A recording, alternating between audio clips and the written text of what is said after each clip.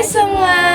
Sekarang kita lagi di Kopi Luwak Mataram dan kelompok kami akan nunjukin dan ngenalin gimana sih cara Kopi Luwak Mataram menyediakan atraksi mereka secara berkelanjutan sebagai daya tarik yang mereka miliki. Yuk simak.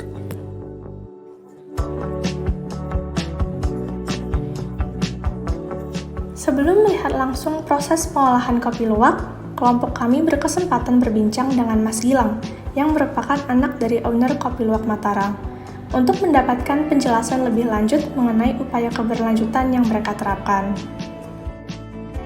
Dari hasil wawancara dengan Mas Gilang, beliau menjelaskan bahwa Kopi Luwak Mataram membeli biji kopi dari petani lokal di Dieng, Wonosobo.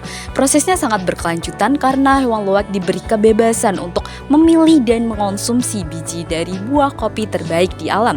Kemudian petani lokal akan memilih dan mengumpulkan biji kopi dari kotoran luwak dan akan diolah oleh Kopi Luwak Mataram dengan proses yang higienis dan ramah lingkungan. Kopi Luwak Mataram juga memperhatikan pengolahan sampah dari biji kopi mereka. Sisa-sisa kulit dan sisa-sisa ampas dari kopi mereka olah untuk menjadi pupuk organik. Dan proses pengolahan biji kopi yang dilakukan di Kopi Luwak Mataram masih menggunakan proses pengolahan secara tradisional.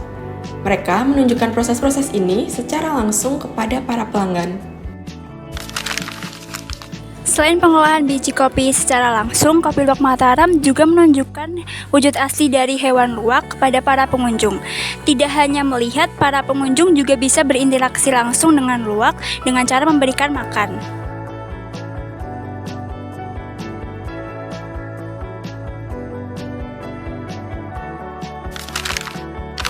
Tidak hanya menunjukkan hewan luwak asli dan pengolahan proses dari biji kopi Luwak Mataram ini juga menyediakan fasilitas seperti tour guide yang nantinya akan menjelaskan mengenai proses kopi luwak, mulai dari pengupasan, pembersihan, penyangraian, sampai bagaimana cara menyajikan kopi luwak tersebut.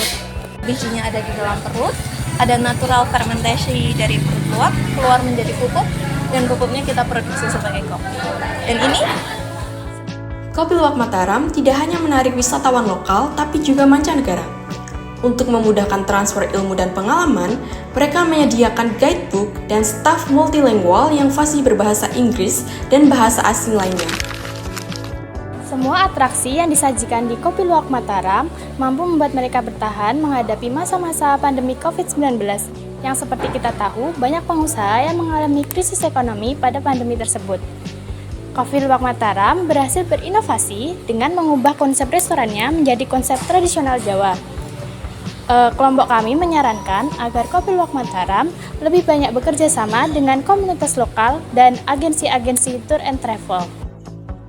Kopi Luwak Mataram menjadikan keberlanjutan sebagai daya tarik utama, mulai dari proses pengolahan yang ramah lingkungan, atraksi luwak yang bersifat edukatif, serta pelayanan staf multilingual untuk wisatawan mancanegara. Nah, semoga vlog kali ini dapat menginspirasi kita semua untuk mendukung pariwisata keberlanjutan di Indonesia.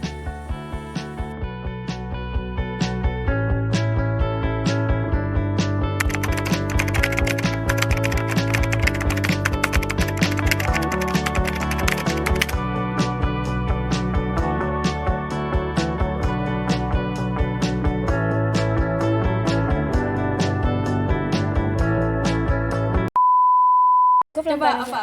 Lanjut udah, capek gue. Oh, ya lo berlawak. 1, 2.